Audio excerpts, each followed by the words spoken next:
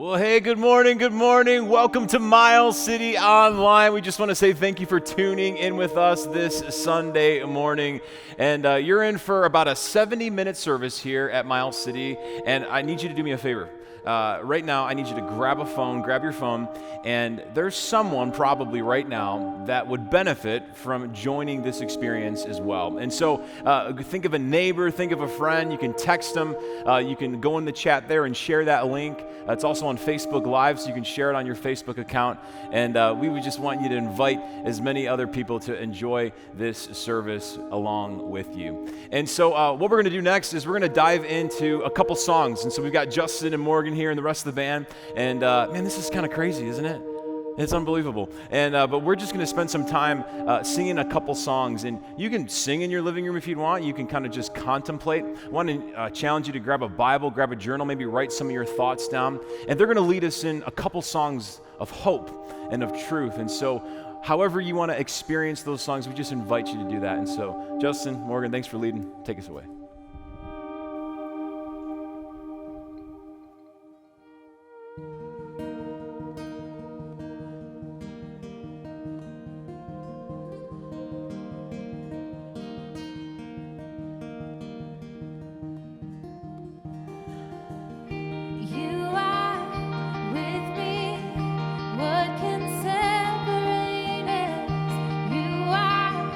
For me, what can stand?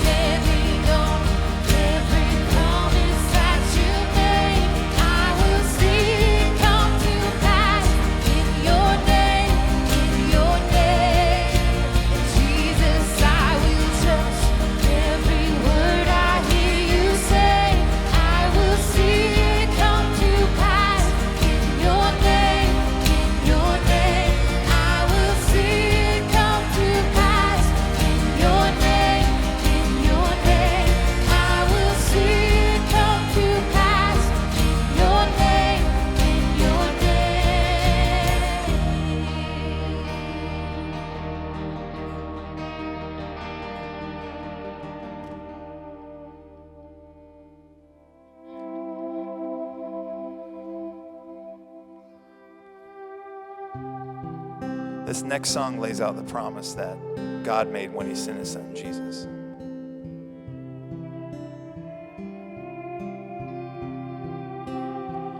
How great the chasm that lay between us, how high the mountain I could not climb.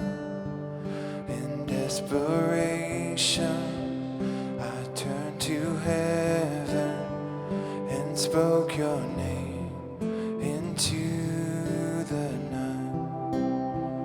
Then through the darkness, your loving kindness tore through the shadows of my soul. The work is finished, the end is written. Jesus Christ, my living hope.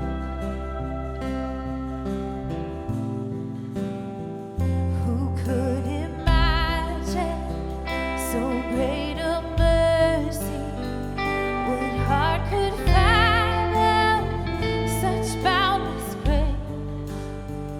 The God of ages stepped down in mercy to wear my sin and bear my shame.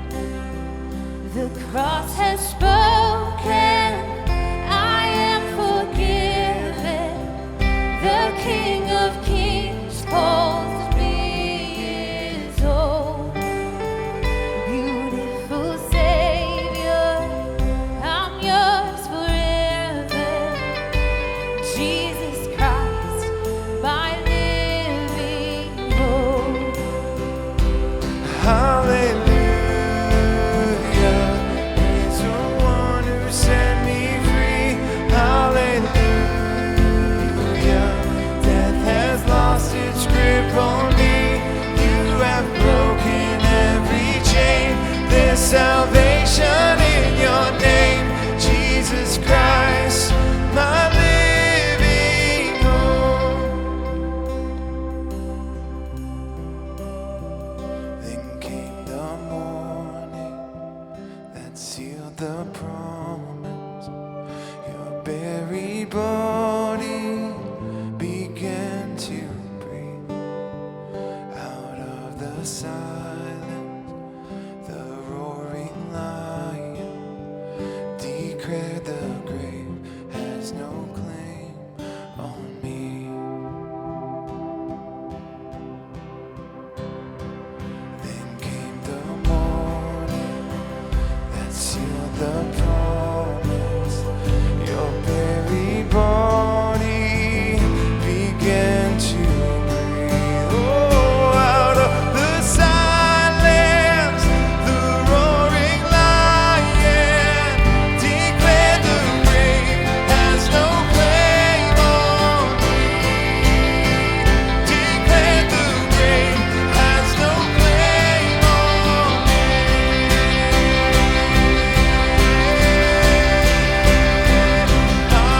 Hallelujah, praise the one who set me free. Hallelujah, death has lost its grip on me. You have broken every chain. There's salvation in your name, Jesus Christ, my living hope. Hallelujah, praise the one who set me free. Hallelujah, death has lost its grip on me. You have broken every chain. There's salvation in your name, Jesus Christ, my living hope. Jesus Christ, my living hope.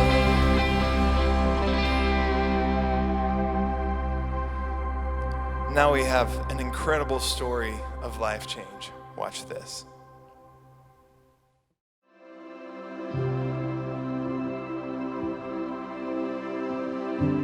So for me, there wasn't this extraordinary moment in my life where, that defined that God wasn't there and all of a sudden he was there for my life.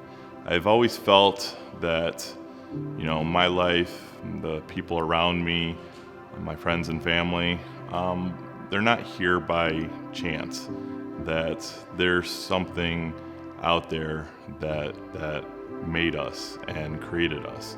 And so I've always believed that was God. And with my engineering background, of course, I question whether or not there's some other explanation for why we're here, and that it, could just be all chance.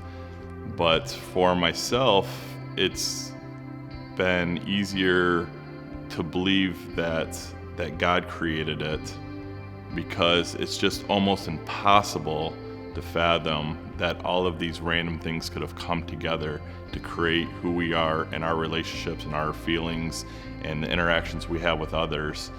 That just can't happen in my mind. It's just impossible for that all to come together without there being some higher power that created that made that happen for us.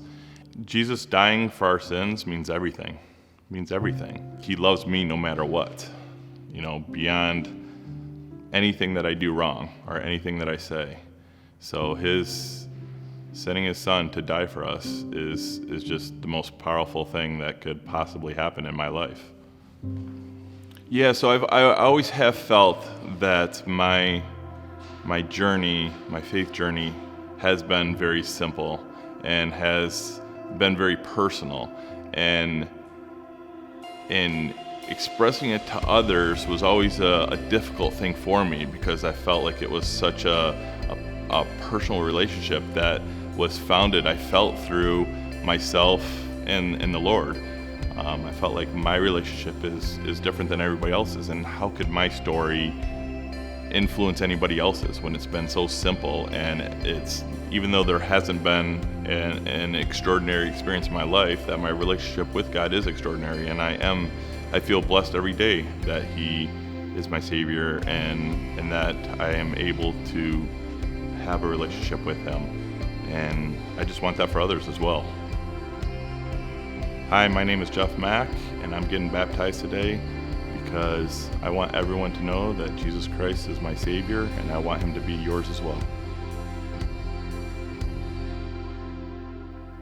Well, Jeff, thank you so much for sharing your story. And we truly believe that when you share your story, other stories will be told. And baptism is a way of going public with your faith, to let people know how God has already changed your life. It's an expression of what God has already done. And so thank you, Jeff, for sharing your faith. Now, Jeff's my neighbor, and he coaches my son's baseball team, and so I always call him Coach Jeff. So, and he's the man, and we were talking, and he's kind of a little afraid that I might hold him under, just for too many seconds. So don't worry, I'm not going to hold you under too much. But in our joking, though, you were saying, you know what, maybe you should hold me under for 3 seconds, for you personally to symbolize that when Jesus died, that He was in the grave for 3 days. And so I'm going to hold you under for just 3 seconds, okay, for your personal symbol of that, which is so awesome. And so, Jeff, my friend, have you put your faith and trust in Jesus? Yes, I have. Have you committed to follow Him for the rest of your life? Yes, I have. Then it is my honor, brother, to baptize you in the name of the Father, and of the Son, and of the Holy Spirit.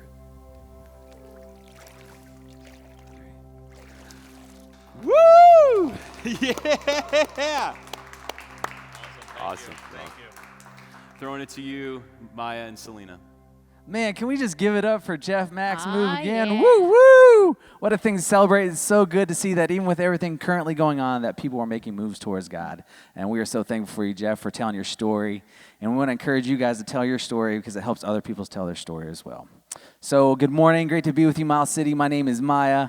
I'm Selena, and thank you for allowing us to be in your living room this week and letting us be a part of your weekly rhythm. We know schedules are all crazy right now, but we're so happy to be with you. I want to direct your attention, if you're on Miles City Online, to the Connect button. If you're on Facebook, we will have a link in the comments for our Connect card. This is a great way for you to connect with us and for us to connect with you. And if it is your first time filling this out, we will give $5 on your behalf to the local schools to help kids that are in need during this time. So before we end with you today, make sure you click on that button and fill that out. Well, speaking of connection, there's no better time than now to be in community. And one of the best ways to find that community is through an online city group here at Miles City. The tendency right now is to do life alone, especially as we know that everybody staying home helps everyone be safe. But we were also created for connection with one another. So I want to encourage you and challenge you, if you're not currently in a city group, to sign up for one of our 30 online groups here at Miles City. Did you say 30? I said 30. Isn't that awesome? Wow, that's amazing. 30 city groups. It's so great, and we're periodically adding more groups to help give you the best availability to sign up. It's also a really awesome time to invite a coworker, a friend, or a neighbor to join you at an online city group. What's great about that is they get to do it from the comfort of their own home while still being able to talk, laugh, explore who God is, and be in community with one another. So head on over to milescity.com/groups to sign up for a group today. Well, we don't just want adults to stay connected during this time. We want students, and we know that students are home from school. I mean, they're home, definitely home, and driving probably some of us a little crazy that they're already. home, and most of them are bored already. So we want to invite them to join us on Wednesday nights right here on this platform at 7 o'clock for a program designed just for them. They will have a time where one of the student leaders will speak, and they will also have a time of city group. As you see, some of the leaders are getting ready to speak to their groups and their age-specific groups. It's going to be awesome. So if you have a 5th through 12th grader, get them online on Wednesday nights at 7 o'clock right here to be a part of Drive, our student ministry. And we're so excited. I know my kids loved it last week. And my kids are super excited. Yeah, so have them come with us next Wednesday right here. Well, the best way to stay up to date and informed with what's going on in Miles City during this time is to text the word online to the number 855-398-6453.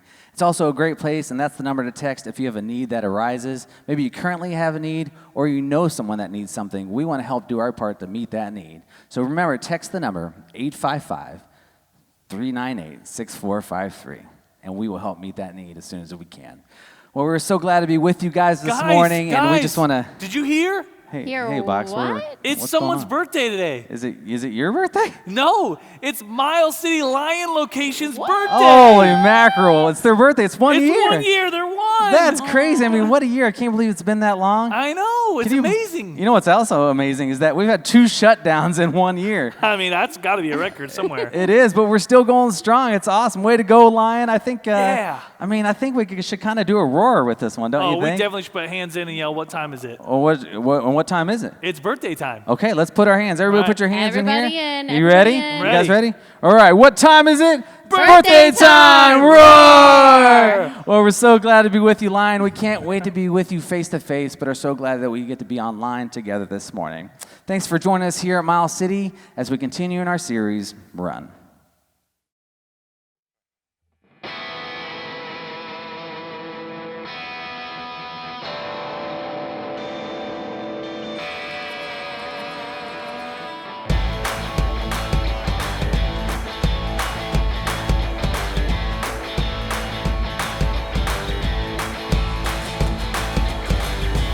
I got something with the devil gonna run. Keep it dancing till the break of dawn. Devil gonna try to take a shot at me. He got none, but baby I got 3.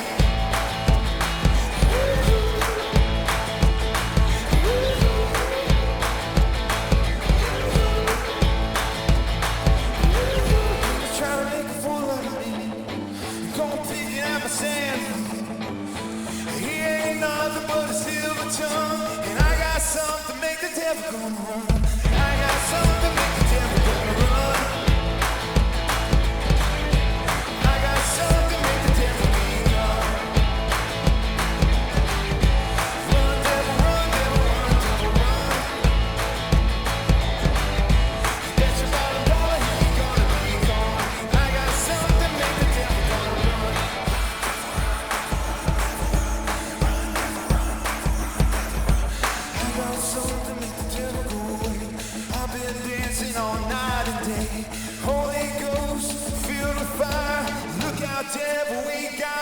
devil.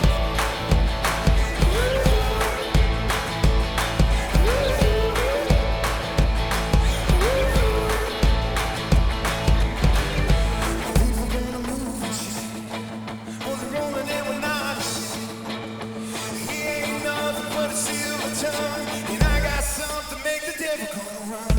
I got something to make the devil gonna run. I got something to make the devil be gone. Run, devil, run, devil, run, devil, run. You bet your bottom dollar he gonna be gone. I got something to make the devil gonna run.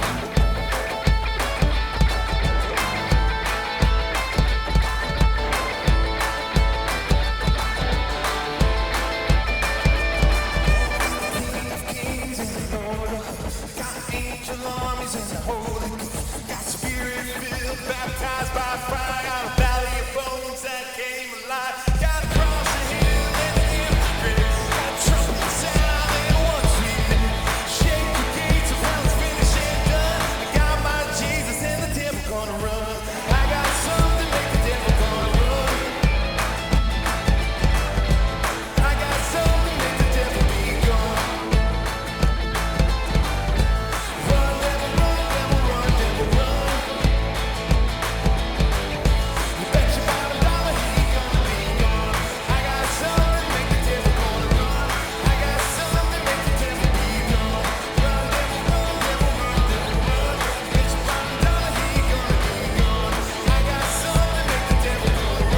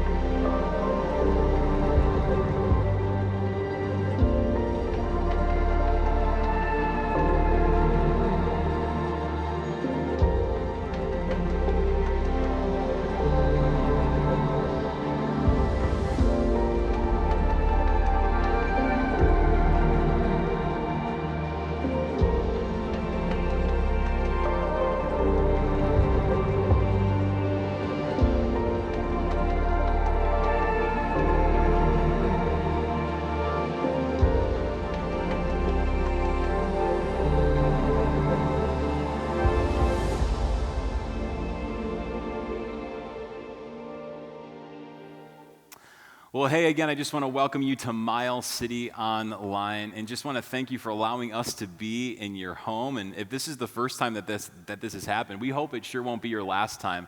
We want to give you this little challenge to keep this rhythm up over the next 3 weeks, because we truly believe if you allow this experience, the local church, to be a part of your weekly rhythm, and we're all in new rhythms right now, we truly believe it will bring great hope, it'll bring great purpose and direction to your entire family. That's what this community is all about. And so if you're watching alone or if you're watching with your entire family. And speaking of families, maybe there's kids watching right now. And for all you kids, if you can hear me, we have something right after my talk designed especially for you with our Kids City crew. So hang on there and just hang in there with me until the end of my talk. Now, at Miles City, we strive to be a generous church, to be a church that is about investing in our community and meeting the needs of our community, to see a need, to meet a need. And now more than ever, our generosity is so important. And so I just want to encourage you that if you have not switched to online giving, that you would follow the instructions on the screen or in the chat to help guide you to set up online giving. Maybe you're watching this and you've never given at Miles City before, and you're thinking about with everything that's going on, you want to help, but you're just not quite sure. Miles City can be a place to help do that. You don't just give to a church, you give through the church so that the church can be the hands and feet of Jesus. And so this will truly help us estimate what we can do as the needs continue to arise. And so thank you for your continued generosity here at Miles City as we strive to be the church. So before I dive into my talk, I just want to pray for you. I want to pray for me in our time, and then we'll dive in. Father, thank you so much for the opportunity and the technology that we have to just gather in a new way. Father, I just ask that you would help us to tune in distraction-free to hear from you. and that we not only would just hear from you, but that we would apply it and let it affect our lives. I ask that you would control my mind as I communicate and as I give this talk. Thank you again for the privilege it is to do so. And I just pray this in the power of your Son's name, Jesus. Amen. Amen. Well, right now we are in this series called Run, which is the idea of what are you running to in your life? Like, what is the direction of your life? What is your purpose? What do you run to in life? And we've been looking at that through the lens of a man named Moses, who most of his life we see written in the book of Exodus, this ancient book of Exodus. He lived around 1400 BC, and what we've been doing is we've been making parallels, and it's kind of crazy to see the parallels back in that era into the era that we live in now. Last week, we talked about this idea of instead of running to fear, that we would be people that would run to faith. Instead of running to fear, that we would be people that would run to faith with all that we had. And if you missed last week, I really want to encourage you to go to our talks on our website and view that last talk, because we talked about 3 different ways to reduce fear in our lives. Instead of running to fear, running to faith. Now, today, we're going to talk about rules. Rules. Don't you just love rules? I mean, there's rules for everything, isn't there? There's rules for driving. There's rules for being in school. There's rules when you're on the ball field. There's rules in your house. Like right now, all of you guys have your house rules. You have house rules through the screen. And in these house rules, right now, I can almost feel the tension, like the moanings and the groanings from all the kids and the teens that are watching, thinking, oh man, I'm so tired and frustrated of these house rules as we're cooped up and during the week. I'm so frustrated by these rules, and they're just starting to drive me crazy. And for all of you kids or teens that are hearing that and feeling that way, let me just speak on behalf of all the parents right now. Deal with it, okay? Get over it. And if you're not careful, you're going to drive us crazy, and you're not only going to be quarantined in the house, we're going to quarantine you in your room with no screen time. Did he just say no screen time? Yes, I said no screen time, okay? It's just been, I just had to kind of vent that. It's just been like a new rhythm, right, that we're all trying to figure out in our lives this week with everyone being at home. Rules. Now, there's some of you that are rule breakers, and there's others of you that are rule followers. And when you are dealing with this, corona crisis right now, it's really frustrating for you because you kind of really don't know exactly what all the rules are in this situation. It's kind of leaves you in a little bit of a guessing game. Like, okay, is it exactly 6 feet away that I'm supposed to be apart? Or if I get takeout, is that still safe? Or the people that have been handling the food are like, what if I have 11 people at my house? Is that going to be okay? Or am I still allowed to make out with my spouse? Yes, of course you can. Of course you can still make out with your spouse. All the guys in the room, in the living room, you're welcome. That was for you. Rules. Now, there's also rules when it comes to faith, isn't there? And what does that look like for our lives? And a lot of times, it can make us feel the same way of guessing, okay, are these the right set of rules I should be following? Am I okay with God because of the rules that I'm following, depending on the upbringing that you grew up in and in your different faith? There's different types of rules for different faiths. There's different amounts of rules. And then it just kind of leaves you unsure and you're wondering. And then because of those thoughts of these rules and faith and religion, it kind of makes us view faith and rules and religion kind of like the way that I view one of these things. Complicated. I mean, when I look at a Rubik's Cube and I think of trying to solve a Rubik's Cube, I remember driving me nuts as a kid. I mean, it would hurt my brain. I'd get so frustrated. I just want to chuck it across the room. And then finally, I just couldn't solve it. So I just kind of put it on the shelf and just be like, forget it. And in a very similar way, for some of you, when it comes to faith and God and rules, that's kind of how you felt. So much so that you wanted to just chuck your faith right out the window. Or you just kind of said, well, forget it. I can't figure this out. So you just put faith right on the shelf and you've just kept living your life. But then in different seasons, and maybe even a season right now in your life, you're kind of picking up the idea of faith again and you're wondering, okay, wait, is it really this complicated? Why does it have to be this complicated? And the answer is it's not supposed to be complicated. It's not supposed to look like this. We're supposed to view faith and God and rules kind of like how my friend Jacob views one of these. So I want to invite my friend Jacob Mack up to the stage. Let's give it up for Jacob Mack. Come on, man. How you doing? Good, how are you? Okay, how old are you, Jacob? 13. 13, so 7th grade? Yep, 7th grade. Did you hang out at the Student Drive Online? Yeah. Was it pretty awesome? Yep. Would you recommend Was everyone else awesome. to check that out? Definitely. I hung out with V in Houston and we just talked about what's going on lately with the Yeah. everything going on. Okay, well that's awesome. So now we're talking about, now when I look at this Rubik's Cube, I think complicated, okay? Now, do you view it as complicated? No, I see it as a puzzle that needs to be solved and there are steps to solve it and it's simple. It's simple, huh? Simple. You think it's simple? Simple. All right, hotshot. Well, I want you to step right up here, and what we're going to do is we're going to have a little challenge, okay? We're going to have a little competition on who can solve the Rubik's Cube the fastest, the quickest, okay? And if you're making bets, I bet on Jacob, okay? All right, now let me make sure, I want to make sure that this is really, I don't want you cheating on me or anything, okay? Since you're the Rubik's Cube master over here, okay? Okay, there you go. Make sure you sanitize that. I touched it, okay? All right, okay. Definitely. Okay, you ready? Yep. On your mark, get set, go. How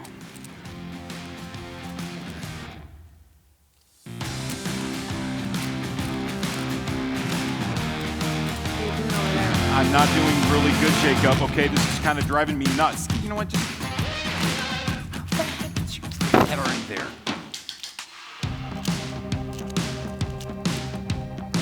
Come on. Yep, you just gotta, flip the corner on the other side, flip it through.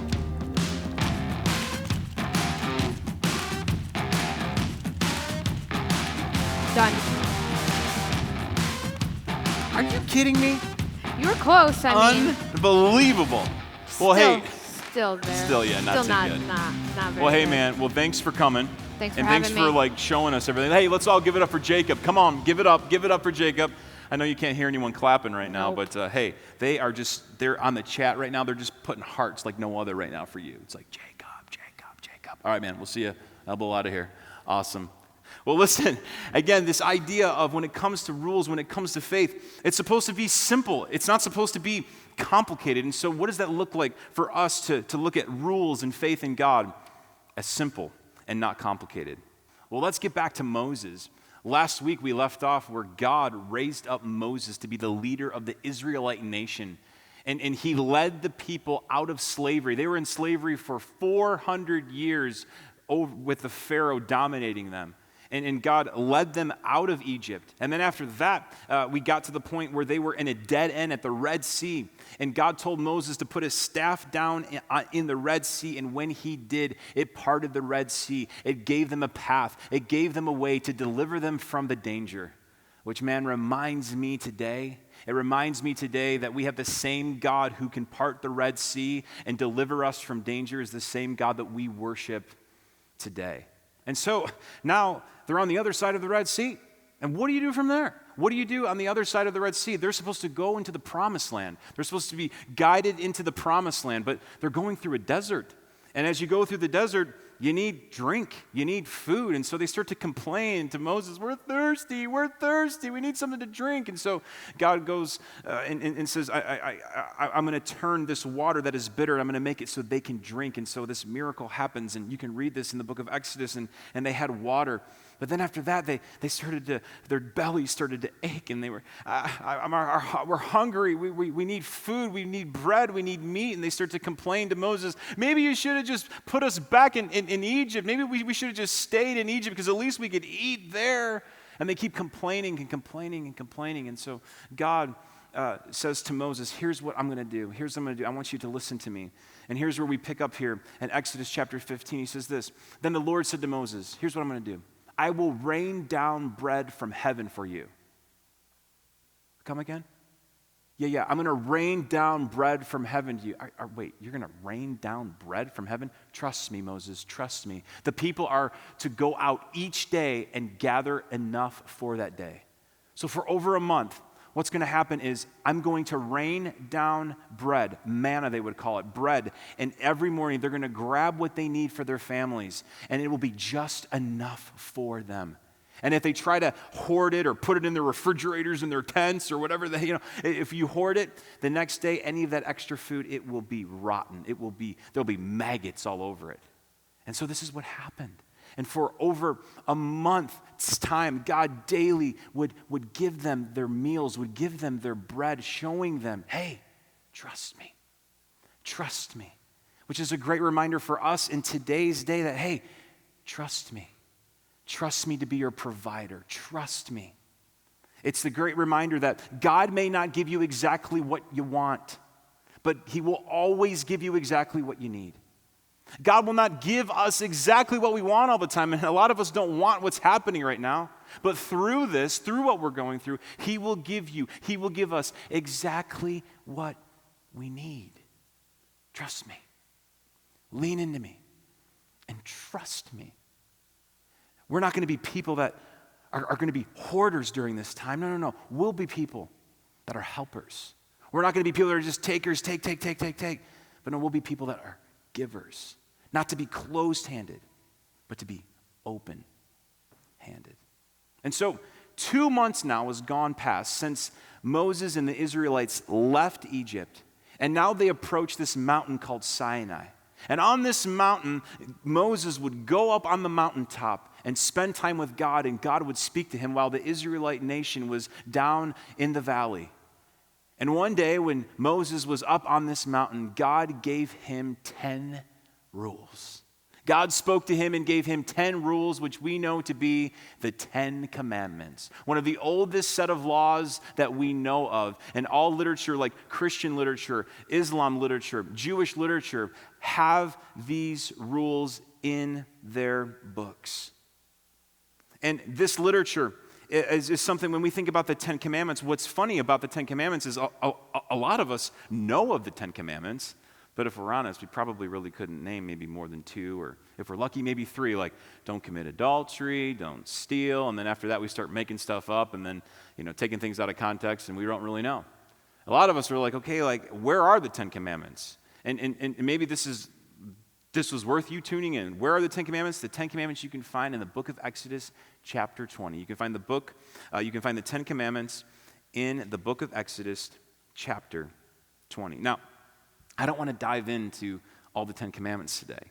But what I want to dive into is the prelude, the very first command. I want to dive into the prelude of the very beginning of the 10 Commandments, because there is a detail in there that so many times is looked past. And I'll never forget when I understood this detail when it comes to rules in my faith with God, and it just kind of blew me away. It kind of rocked me a little bit. And my hope is that this little detail will rock your faith as well when it comes to faith and rules with God. And so here is what God said in Exodus chapter 20, verses 1 and 2. He said this, and God spoke all these words, I am the Lord your God, who brought you out of Egypt, out of the land of slavery. He says, I am the Lord your God. And they must have been thinking, well, wait a minute.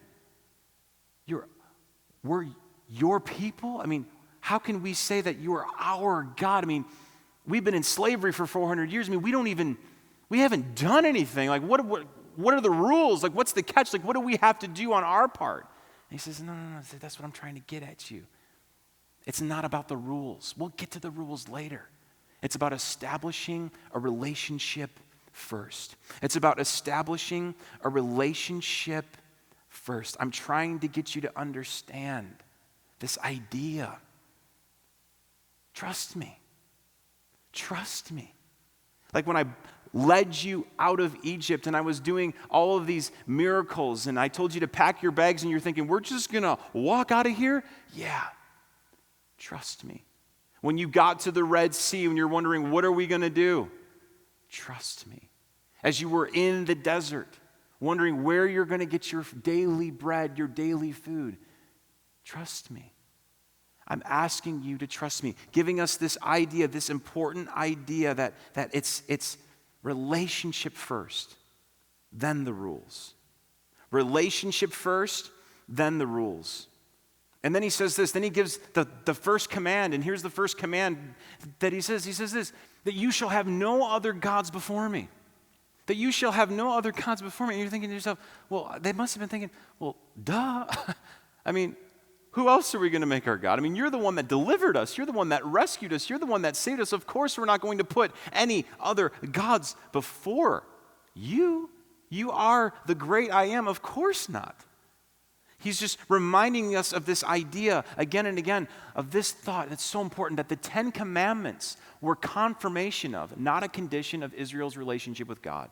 And I really want you to get this. I really want you to sink this in. This is so important, that the 10 Commandments were a confirmation of, not a condition of Israel's relationship with God. It wasn't this, okay, you have to follow these 10 commandments, these 10 rules, and then you can be a part of the family. Or, okay, if you only follow the 5, then peace out, get out of here. That's not how it was. God put the rules in after to be a help to us, to be an aid to us, to be a guide for us, not to make our lives miserable.